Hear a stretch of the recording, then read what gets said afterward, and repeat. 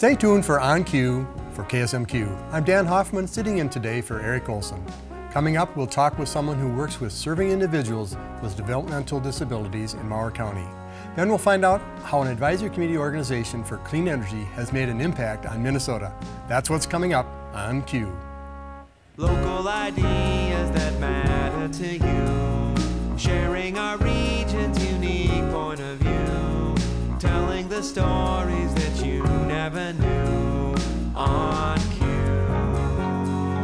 on Cue, on Cue. Today we're visiting with Dawn Helgeson, Life Mower County Executive Director. Welcome, Dawn. Thank you so much for having me today. We're glad to have you, Dawn. And you mentioned earlier 33 years is a long time, but you're loving the work at Life Mower County. What is Life Mower County? Life Mower County is a grassroots advocacy organization for people with intellectual and developmental disabilities. And so in a life of a person with a disability, and you always want to put the person first, and in a person's life that has a disability, there's all kinds of issues that they have to deal with. And so we're there to help, whether it's with housing or education or just any issues that they're dealing with, and we're there for them. And we also have recreational opportunities, Special Olympics, and we just got back after COVID, we got back into our youth program, and that's just starting. So, Well, as executive director, you probably wear a lot of hats. What do you do? Well, I'm the main advocate for the organization, and so when someone comes in, you know, we problem solve, we get other people involved.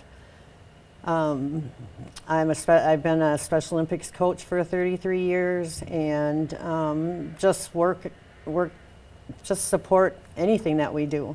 The activities, we go on trips and all kinds of things. So You probably have to take care of accounting and fundraising too, right? yes, those are the big things. Fundraising is a big thing for us. Well, when we asked a little bit about what Life Mower County is, you kind of lit up in a positive way when you talked about the youth programming coming back. Did I read you right? Yes, you bet. Pre-COVID, we had a 4-H program and all kinds of programming for after school and early release days and over the summertime and stuff. And then COVID kind of shot that. And so we finally, after 3 years of being just 2 employees, we hired somebody that's in charge of all our programming, and she's just only been there about a month, so we're just getting all that going, and she's doing all kinds of fun things. We're having sensory night, movie nights, all kinds of craft projects and stuff, and just get them acclimated out in the community. Why is it particularly important to work with youth? Well, they're our future. And you know, we want them to be able to be a part of the community and feel like that they can be a part of something. And so I believe that, like I said, the youth are our future. And how did you get interested in working in this organization, but also being their director? Well, I started out when I got hired through a friend of mine as a bookkeeper. And then in 1995, the director left, and so I'd been there the longest and knew all the accounting and all that kind of stuff, and so they asked me to be the director, and I have been ever since. Well, beyond the youth, you mentioned that there's other programming.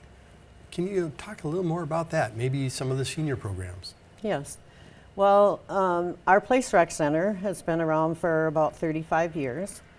And some parents started that. Their daughter was in the deaf school up in Faribault, and when she came home, she didn't have anything to do. And so he started a recreation center with just one pool table. And now we have, back then they called it Our Place Rec Center, because it was our place where they could come and feel welcomed and safe and have fun with their friends. Where is that physical space located? Right by Riverside Arena, right? The new addition, well, it's not new, it's already 10 years old, right next to the Senior Center, Mower County Senior Center. And again, some of the things you do with seniors. Well, our recreation program is from ages 14 on up. I think one of our oldest is probably in their 80s. So it's a range of things, and so we adapt to different abilities. We adapt our programming any which way we can, so they're succeeding in what they're doing. When you put youth and seniors together, that's a lot of differences in experiences. Yep. In a wide range. Why is that important, and how does that help? Well, I mean, that's the real world. I mean, you know, we have parents, grandparents, and, you know, and they don't care. I mean, they're there to have fun, and they're there to be with friends, and they're there to go out in the public and learn new things. And so age to me is not a big thing. What's the most valuable thing that this organization brings to our community? Well, just for people to know, although we've been here around for 70 years, we just celebrated our 70th anniversary, and so a lot of things have changed over those years and stuff, and so I think, you know, just it gives people with disabilities a place to be a part of. How about the other people that want to help and give something to somebody else? Does it help them as well? You bet. I mean, I've made hundreds of friends over the years, and I consider them all my friends. We just like to go and have a good time. Well, in 70 years, you must have at least one success story you can share with us. What's one that comes to mind? There's a lot of them. I mean, and that makes me really proud that we can provide those opportunities for people to succeed and be included in the community. But one, an elderly lady that lived in town, and she was probably in her early 60s when I met her, and I think she's 86 now. And she came to town, and her family was in Illinois, and she was in an institution, but she came here through her daughter marrying into this family, and she had nothing. I mean, she didn't have anything. She didn't have, you know, we found her a place to live. She ended up being a wonderful volunteer in the community. She helped at the Paramount Theater, and she lived in her own apartment. And then, well, you know, it came to be where she couldn't live there successfully. And so she went into an assisted living and is loving it. And she doesn't have any family. So she's been under my wing for many, many years now. And she's just a beautiful soul. What a wonderful success story, but it has a long legacy. I mean, 26 years, I think you mentioned, correct? Yep. So the impact is huge. What kind of response have you had as an organizational leader from our community? Well, you know, the community, when you least expect it, they jump at the chance to support us. Definitely could use more support, but the people that are involved are there for a reason. They want to have that same dream for whether it's their child or just for general reasons. It makes your heart swell when you see people succeeding at something, or big smiles on the face, or a hug, or, you know, just experiencing things, a lot of things that they maybe have never had a chance to. Do you have opportunities for volunteers to help? Oh, you bet we do. All kinds of things. Volunteering, helping people at bingo, helping be a coach for Special Olympics. We want to get some new sports, so we're looking for coaches that maybe have expertise in some kind of sport. I think I'm not sure exactly how many sports Special Olympics has, but there's a lot. So volunteering for that. Community groups come in, and sometimes they'll maybe do a pizza night and pay for, you know, the pizza, or come and volunteer and serve pizza, or just about anything. Great opportunities. How can people find out more about your organization? Well, you can go on our website at www.mowercounty.org. Awesome. And how about groups or church organizations? Is there room for them as well? Oh, yes, absolutely. We've had different, like Kiwanis and different groups like that come and support us. They support our People First Action Club, which are self-advocates learning how to speak up for themselves and going to the state legislature and telling what difficulties they're having. And so it's learning to vote. We just had our meeting Monday night, and we talked about the people that were able to go out and vote and have a say in how that political world can go. Can you give us the website again, Dawn? www.lifemowercounty.org. Well, thank you so much for what you do. It's fabulous. And again, I hope our audience goes to that website to learn more and how they can contribute. We appreciate it. And thank you for joining us, Dawn. Thank you so much.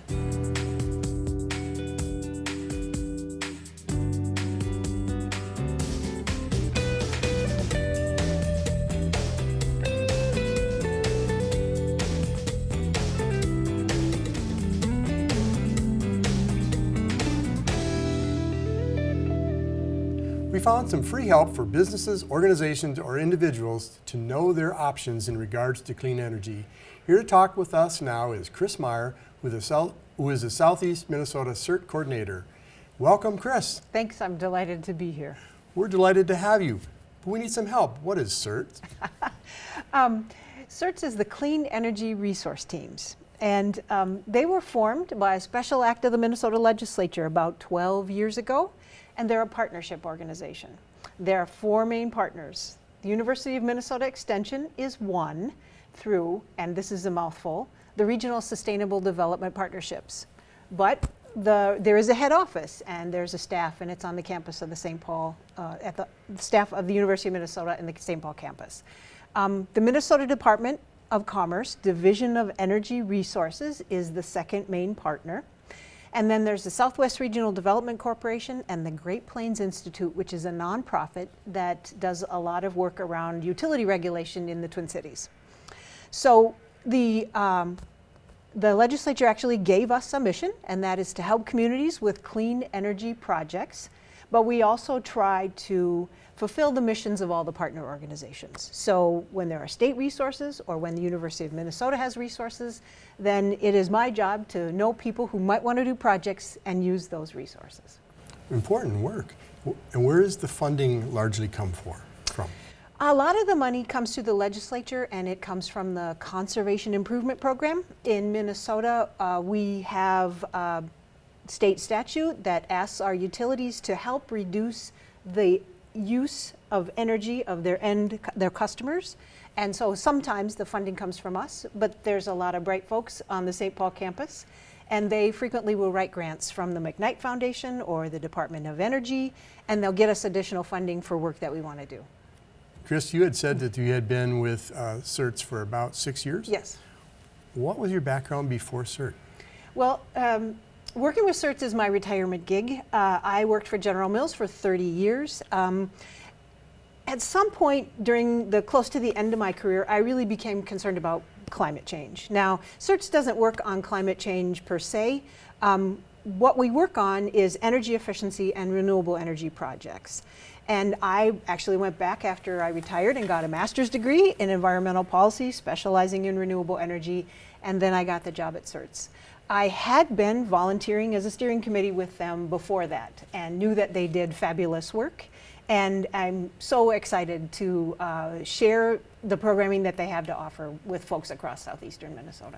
Well, you talked earlier just a little bit about remote work, even before the last pandemic. Yeah. Tell us how that worked and where you located and what's all happening in that world. Oh, well, so I wrote software, and that makes it somewhat easy. When we first moved to this little town called Rolling Stone, we didn't even have internet access, and so I truly did telecommute over the not over the internet, but over the phone line. But then we did get high-speed internet, and I've done that now for really 25 years. You were well ahead of the curve. And then at some point you moved to Winona with this new job, or you're still in Rolling Stone? No, we moved into Winona about 13 years ago now. My husband and I, we retrofit a 1965 home to be as close to net zero energy as we could. And so that was when we moved into the city of Winona. You live your mission. Well, we have tried, yes. How's it working? we had to move. We're getting older, and the place that we lived in was great, but it had multiple stories and it was on a hill. So we just got done doing another retrofit, and it doesn't have as much solar, and it doesn't have quite as many passive solar features to it, but it's still pretty low energy use. But Chris, I hope you don't feel bad, because I'm sure that house still is close to net zero, and somebody, perhaps a young family, is enjoying the benefits. That is absolutely true. And my husband he's a retired school teacher, and so every year the 6th and 7th grade used to come and do tours of our home. So lots of kids have come through our home and still talk to us about it now. Well, I see why CERTs hired you. You live the passion, you've got the mission, and you also work with other people on the educational piece, which is so important. So if we think about your job with CERTs, how would you describe it? What is it and what do you do? The main job of the coordinator is not to have all the answers, but to meet people who want to do projects or are interested in doing projects, and then help connect them with the resources. So sometimes that can be areas at the University of Minnesota. The Chan Lab has done a lot of work with battery storage, and so sometimes we just connect folks with people at the university, and then we don't make policy, but once the state of Minnesota has a policy, it's our job to run around the state and tell everyone about it and try to get them to take advantage of it. With all that experience, there must be at least one success story that sticks out. I am going to tell you about a small one. We were talking earlier about Winona State, and that's a big project, but I was working with an intern from Winona State, and we were going around to some of the smaller towns in Winona County, talking to them about the benchmarking program, which is available for free at the state. And it is a process of tracking your energy use and comparing it to other similar buildings. So that was our mission that day. But when we talked to Dan Horvat in Altura, who is the entire Public Works Department, Dan said, well, that's great, but what I really need is some kind of an audit on my wastewater treatment facility. Altura had 2 ponds with aerators, and I was able to, because the University of Minnesota had just gotten a DOE grant. They were looking for 15 wastewater treatment facilities across the state. I was able to get them enrolled in that program, and for free, get them an energy assessment that was worth several $1,000s. And Dan had said to me, I can't go to my city council and ask for that. So I was able to get that for him from free. And when that audit came back, the team of engineers from the University of Minnesota said you could run half of the aerators, because there was a facility in town that had closed down, and they could save $15,000 a year on their electric bill.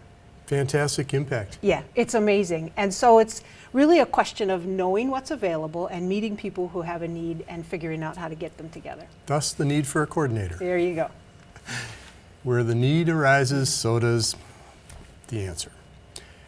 What's something you do specifically for farmers? So CERTs, agriculture is one of the sectors that CERTs works to serve. And there can be very large savings. And it can come from energy efficiency measures, or it can come from renewable energy systems. So we have a person who works in northern Minnesota or central Minnesota, but she is trained to do energy assessments. She is familiar with all of the USDA programs, and so she can actually come to someone's farm and she can help right then and there to tell them if they have a good site for solar, and to help them fill out the REAP grants. REAP stands for Renewable Energy for America program, and you can get grants for either doing energy efficiency projects or for doing renewable energy projects. So that is one way. The other thing is that the University of Minnesota has the Western Research and Outreach Center, which is in Morris, and they do a lot of research on heat pumps, alternative ways to make fertilizers, and they have a conference every 2 years that has fabulous ideas for things that could. There was a day for dairy and there was a day for swine.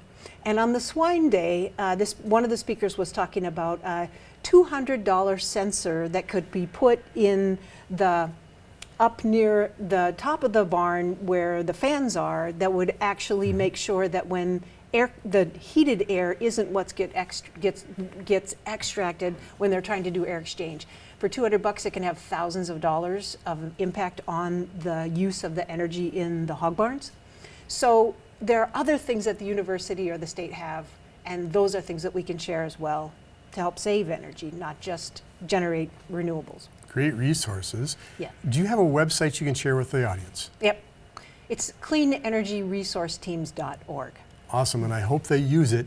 What about homeowners or manufactured homeowners or parks? We have especially been working on manufactured homes in the last few years.